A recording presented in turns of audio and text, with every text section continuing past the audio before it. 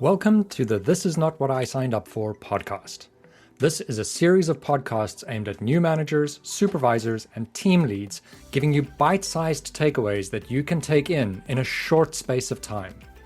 Check out the book of the same title on thisisnotwhatisignedupfor.com or over on Amazon. If this sounds like it's for you, then this is the podcast you signed up for. Let's get our feet wet and learn to swim with today's episode.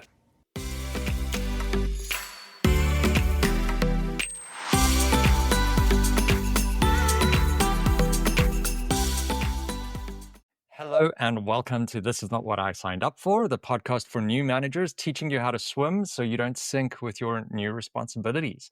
And today we are going to be talking change management, which I think is very important for the new manager because you're going to have to deal with a lot of change. As much as you've got your change in your career, you're going to have to change things in the organization, and it's vital to know about these things. And to talk about that, I have Michele de Kreek with me.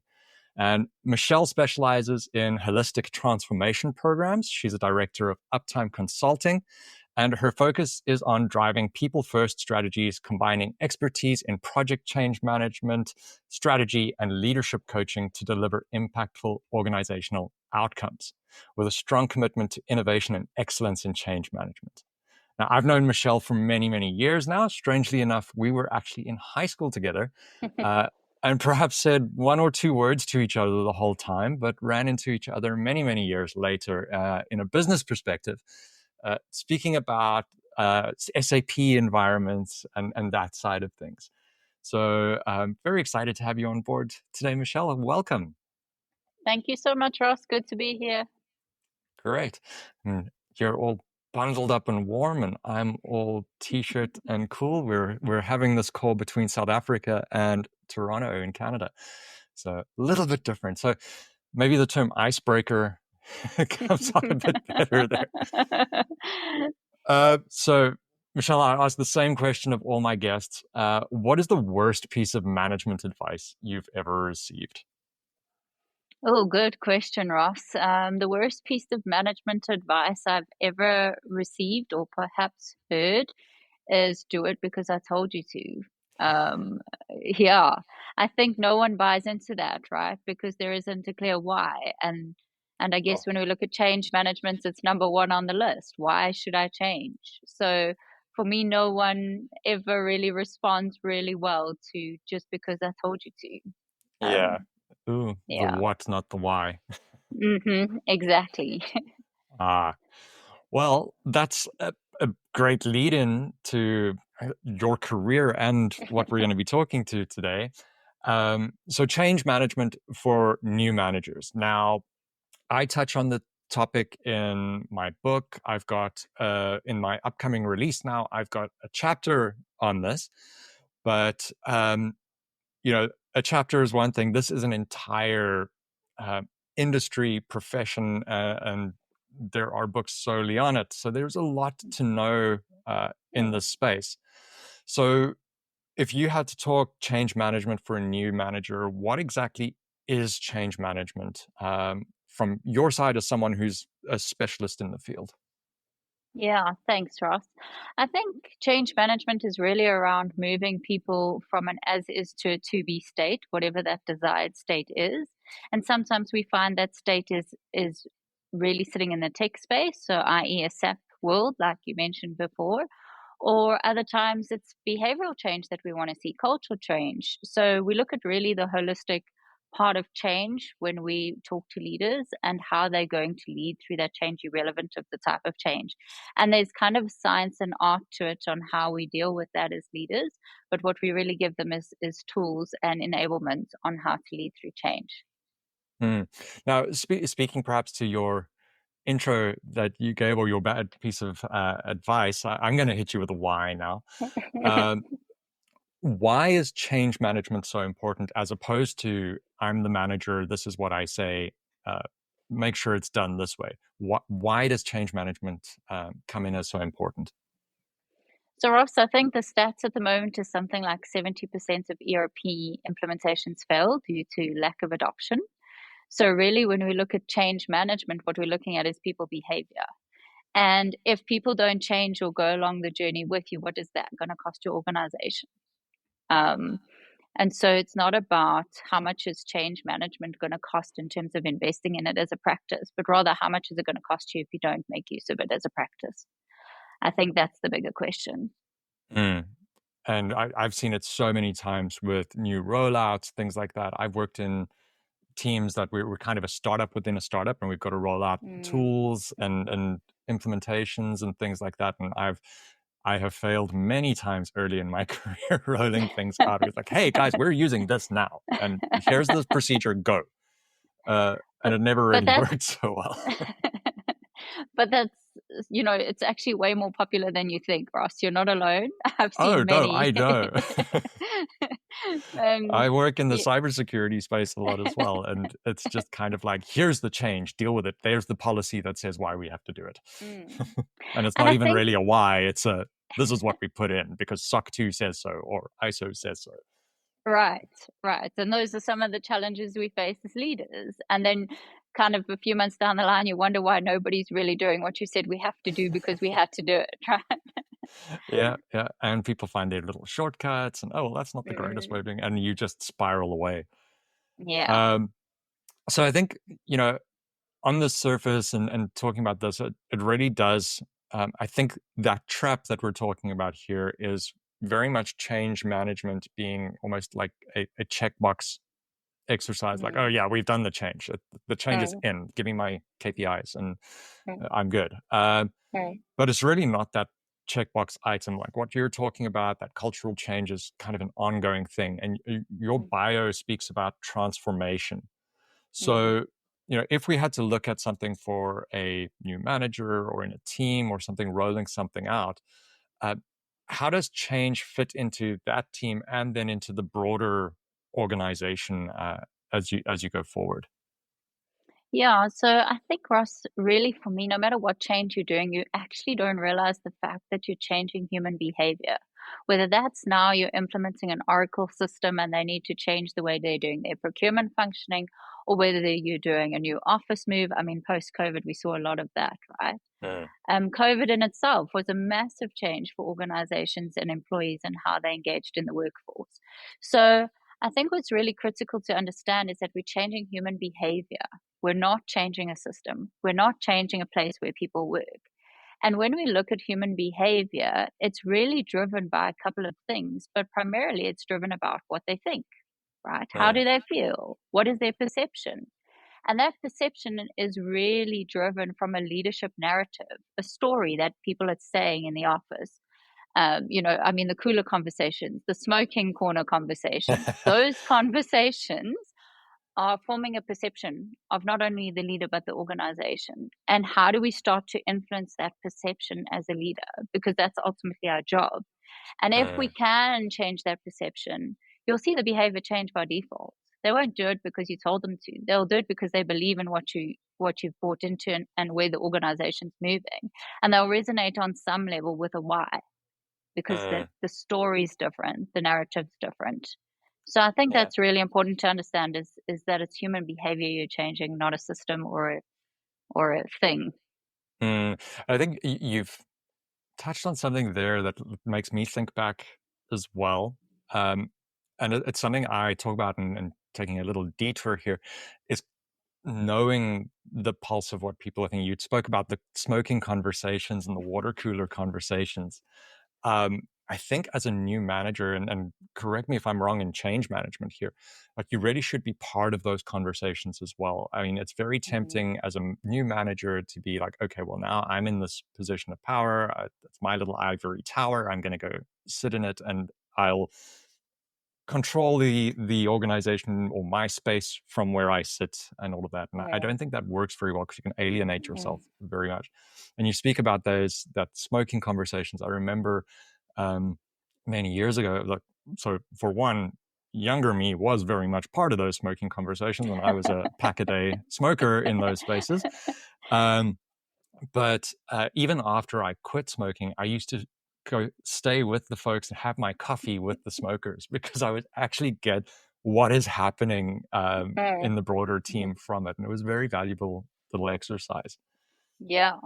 I mean, Ross, you laugh or we joke about it, but do you know how many times I've been a pretend smoker on a new client site just to go and stand with the smokers because there's so much a narrative being spoken about there. That's where people vent. That's where people really express themselves, not in the boardroom. Oh yeah, So for sure. that's the stuff you need to gather, and we talk about this concept of often when we do SWOT analysis and things like that, or any of those kind of tools, one of the things that leaders will be most proud of is their resilience, right? They're really resilient as leaders and teams.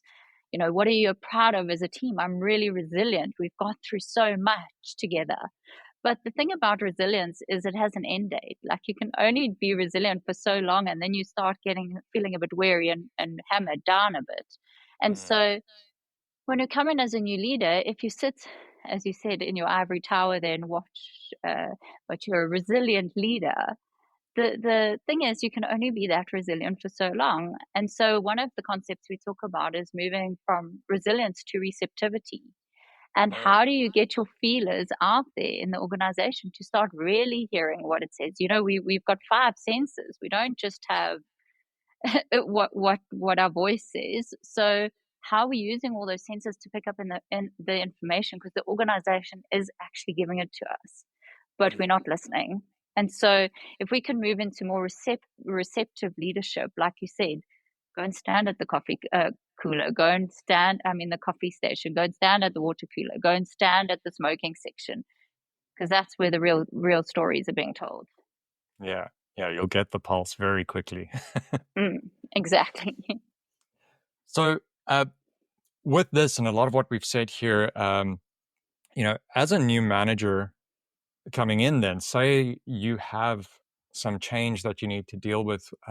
How does someone, as a new manager, start with change management? I mean, it's a very broad term. It's something they've heard, I'm sure, and they've probably experienced in some way, shape, or form as kind of the recipient of it.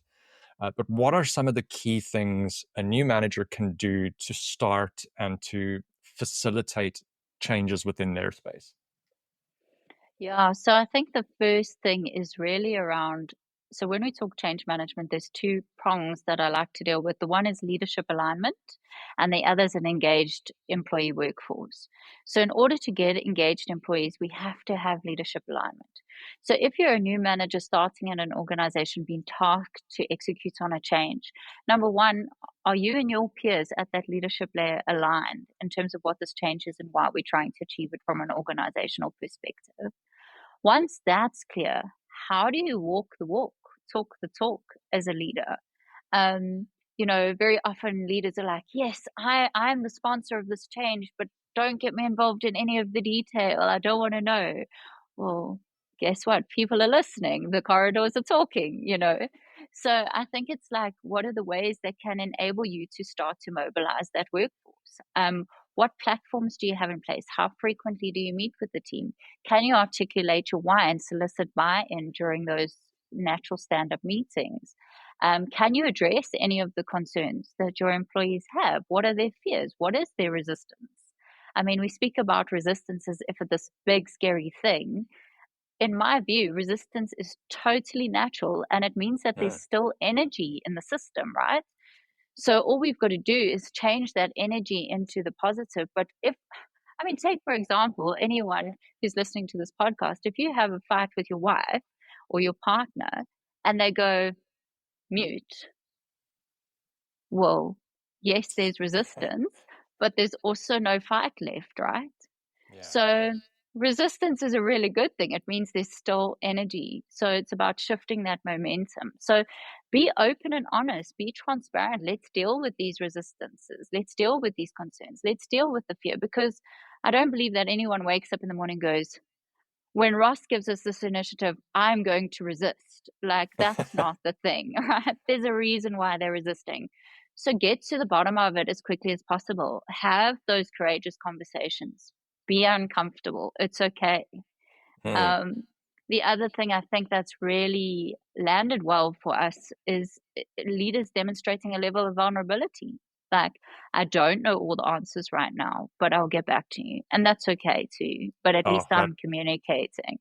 Yeah, I don't know is a perfectly acceptable answer. I swear Right. by that. Right. Rather do that than try and make something up and it backfires on you later. And yeah, Because it's the psychological contract around safety, right? mm, So if we don't have trust and respect, then how can we have hope of tomorrow? And if you lose their trust as a new leader, gosh, it takes forever to rebuild that. oh, yeah, if you Yeah. can, in some cases. Yeah, Uh, exactly. I think like just bringing what you've said there, I think that communications on both sides is so important, and that groundwork of the leadership buy-in kind of thing, and making Mm, sure everyone's aligned on that. I remember seeing a initiative fail so horribly, and we did all the right things in terms of the checkbox of what change management should be. mm, Um, where we were rolling out new systems. It was going to be a little bit more effort, but it was for security, and we did the why, and it was great. And we got all the teams were bought in. They were like, "This is amazing."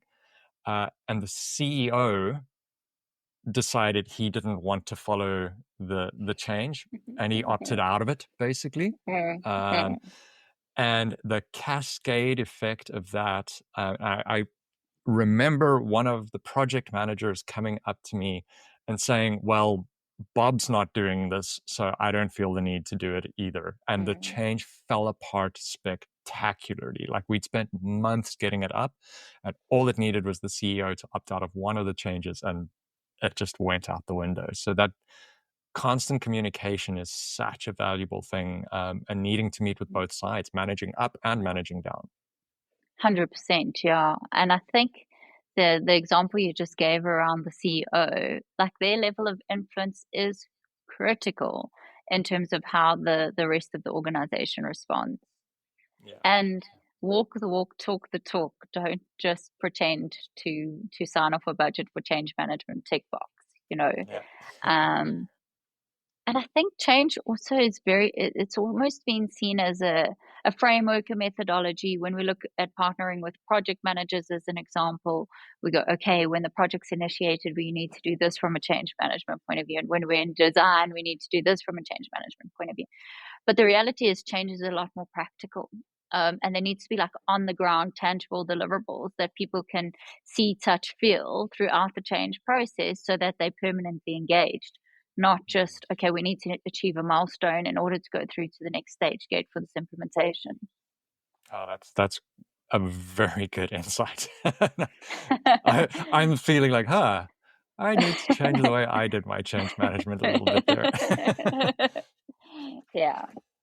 Cool. So, Michelle, we've spoken about like change management in you and your team and things like that, and a lot of the pointers around there. But when does it get to the point where um, you as a new manager can realize that, oh, this is a bigger change management task than we thought, or we need to get someone in to help us with this? Is there a trigger for that kind of size and scale of change management? Yeah. So, Ross, I'm smiling because I was actually on one of those calls just before this one. Um, and I think the thing is,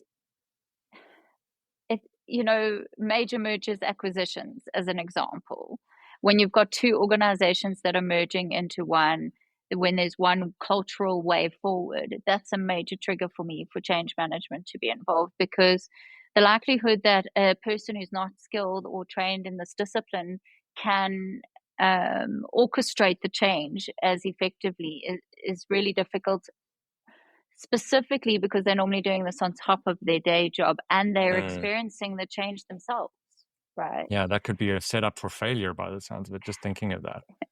Yeah. The other is a major systems change. So when we look at business tools like SAP, ERP, Oracle, those sorts of things, when you've got lots of users that are going to go through different changes. So we've got someone sitting in the finance accounts payable department. We've got someone else sitting in HR. We've got someone else, and then we've still got the tech guys, right, that have to support this all and have to be upskilled in terms of the support calls and things like that. So that for me typically would suggest a seasoned change Mm. manager needs to be involved. Um, and obviously any cultural change that the organization is going through. There are smaller scale projects where change should be involved, but I think change should start being seen as a strategic enabler other than an ops deliverer. I think that's the mind shift. And perhaps because change management, I believe, is still needing to mature as a career, we're not yet being seen as that strategic enabler. We're still seeing as, okay, you come in for a project, you start the project, you're in the project. Oh, and guess what? You only get put on the project 8 weeks before we go live.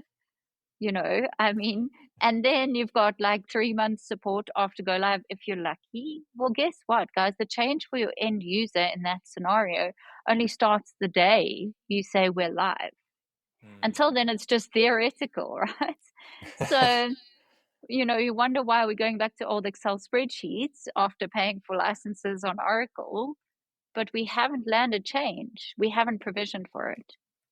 Yeah, that's very true. I think you're echoing what was said in an episode a couple of weeks ago on OKRs and KPIs and sort of being that more strategic route and long term and things like that. And I think that's very important. And I think there is a long term role to play in change because it does tie into everything. It ties into your culture and the way the organization operates in so many ways and keeps operating going forward to hit those next milestones and what the organization wants to do strategically.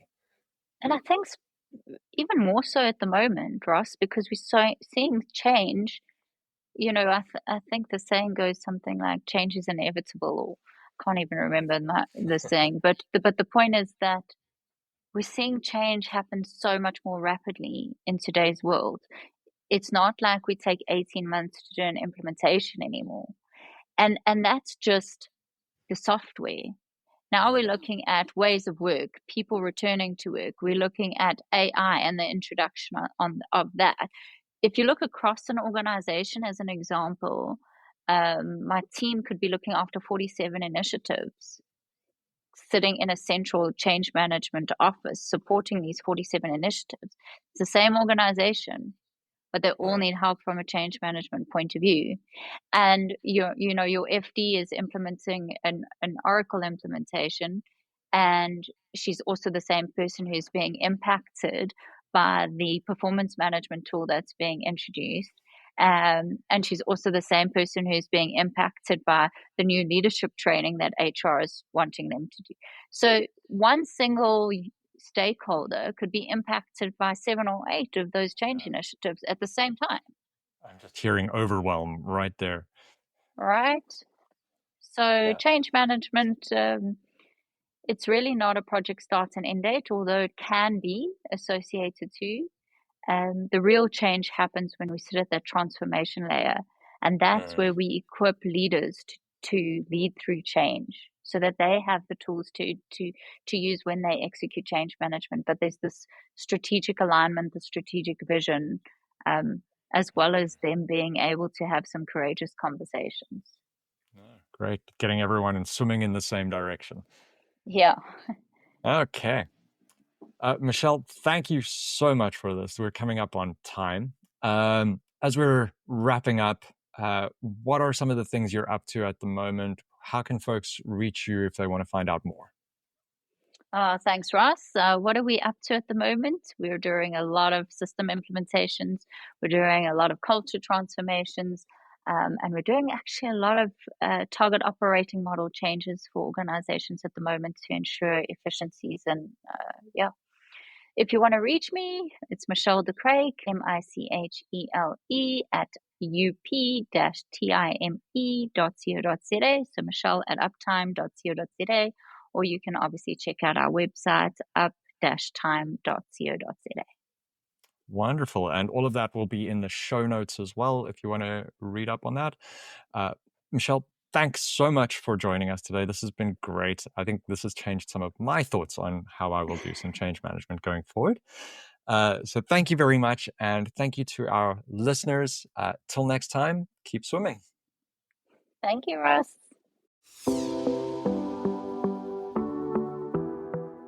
Thank you for listening. If you liked what you heard, give our guests a follow and hit the subscribe button for plenty more content like this. I have a book out covering the types of subjects you've just heard about, available on my website, thisisnotwhatsignedupfor.com, or over on Amazon. While you're at it, sign up for my newsletter to get news about blog posts, e-courses, and new episodes as they're released. If you'd like to get me in to speak to your leadership teams or to coach some of your managers, reach out to me via the website or drop me a line over at LinkedIn. Till next time, keep swimming.